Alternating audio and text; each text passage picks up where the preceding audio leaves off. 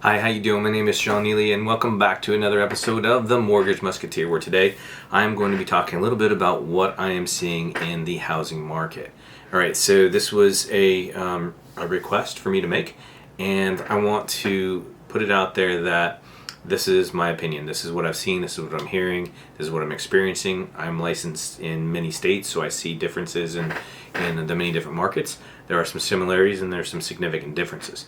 So whenever somebody asks me about an opinion of what I think about, I always want to qualify it. And probably the best thing that I ever learned was when I was really learning about how technical analysis works, and the pundits would say, hey, it's going to go up or it's going to go down. And what I really learned is it's either going to go up or it's going to go down, which means that nobody really knows what in the world is going on.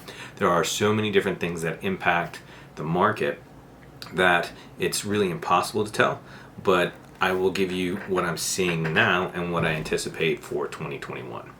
So right now, what we're experiencing is just a booming market that is called a seller's market. So that means that there's very low inventory, and buyers are often offering to buy houses above what the actual asking price is. So it's extremely competitive. Depending on where you are, some of the competition is absolutely ridiculous. So it's creating scenarios where 20,000 over asking price is being beat out in some places.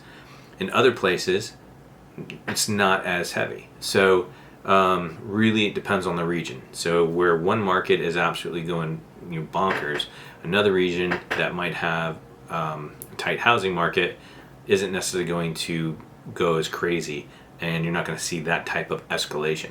So escalation clauses are where people are competing for a house, and if somebody outbids you, then it escalates it above a certain amount above it up to a cap. The other aspect that's coming in here are a lot of cash buyers. So there are a lot of people moving from bigger markets. California, housing prices are 2 to 3 times what they are in other places. They sell their home, they have a large amount of cash, they come to a place where housing prices aren't as high, and they can drop the whole cash amount on there even for a higher asking price. And those deals are oftentimes beating out financed homes. So that's creating an additional competition layer that we haven't necessarily seen as heavy in the past. So it's creating an environment for the buyers where we're doing all these escalations, and that's driving housing prices up because there's also very, very low inventory. The cost of materials is creating, a lag time or increased prices for building new houses. They can't keep up. Plus, we have all of the millennials that everybody's wondering, are they going to buy? What are they going to do? Are they quote unquote going to be living with their parents forever? And obviously, the answer is no. I mean, they're all doing their own. They're very powerful. They're very savvy. They've saved up money. They're ready to buy homes. So now you have those flooding the market, and a lot of people who were initially going to be selling the home has also been dampened by COVID.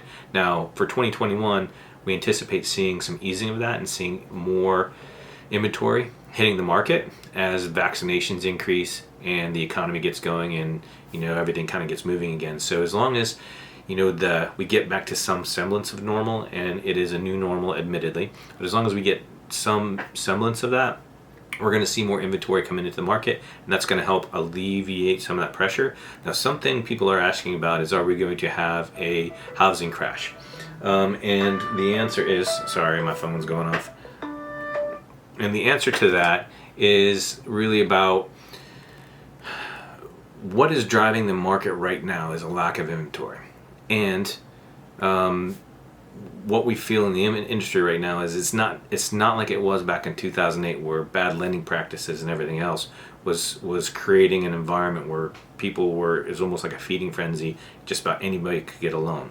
Well, now there are so many regulations in place that you actually have to be well qualified. But what is driving the market and driving housing prices up is really the lack of inventory, which means that it is an actual legitimate demand, right? So will we see a housing bubble?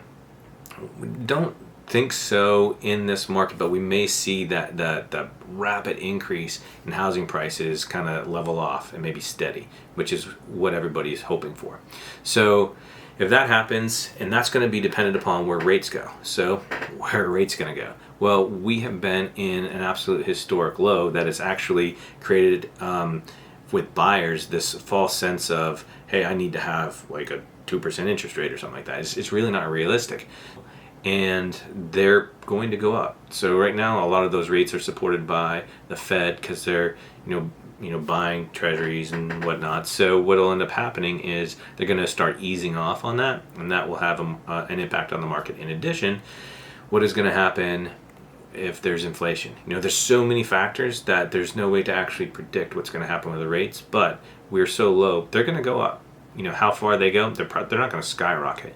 They're going to ease them in because the Fed is going to control it because they want to re-energize the economy, and part of what's re-energizing the economy is the housing market. So there's a lot going on there. Just know that you just need to stay steady on the course, being prepared to buy a house, which means you're getting your assets ready, you're taking care of your credit, you maintain your job, put your money in the bank, all right? And if you do that, then you're going to enter the market for wherever the market is. You can't time it, right? So you can't think, okay, hey, we're gonna have a bubble and it's gonna go down, right? Because the cost of waiting could far exceed it. So we're not anticipating a bubble like we had back in 2008.